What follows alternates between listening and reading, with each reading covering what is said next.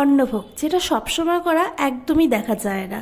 এই মন্দিরে বা বাড়িতে যেটাই হোক না কেন, কোনো অনুষ্ঠান হলে খিচুড়ি, পোলাও, অন্য কিছু হয়, কিন্তু এই অন্নভোগটা খুবই কম হয়। আমি জানি না কেন, হয়তো বা এটা অনেক করা ঝামেলা বলে এটা খুব একটা বেশি হয় না। কিন্তু আমার না অন্নভোগ খেতে খুব ভালো লাগে ছোটোর থেকেই।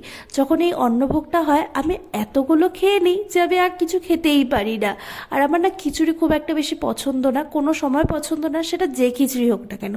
যেহেতু ঠাকুরের প্রসাদ হয় তাই একটুখানি মুখে দিই, না যেহেতু করতে হয় না ঠাকুরের প্রসাদ। কিন্তু অন্নভোগ খেতে না আমার খুব ভালো লাগে। সবসময় আমি মন্দিরে গেলে আমি বলতাম যে অন্নভোগ হয়নি, কারণ অন্নভোগ খেতে আমার খুব ভালো লাগে। আর অনেক মাস হয়ে গেছে এই অন্নভোগ আমি খাই না। তো যেহেতু আজকে শিবরাত্রি, তো মারও না খেতে খুব ইচ্ছা করছে, আর এটা তো আমার সবসময় ভালো লাগে। তো মা বলেছে যে আজকে অন্নভোগ বানাবো। আমিও বলেছি ঠিক আছে, কারণ এটা খেতে যেহেতু আমার খুব ভালো লাগে।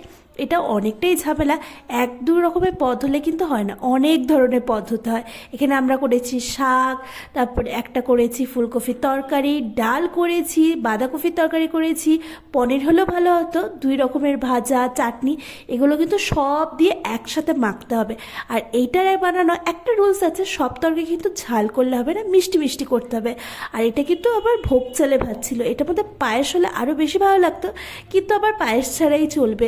ভীষণ ভালো হয়েছিল, এটা আবার থালা দেখলেই বুঝতে পারছো।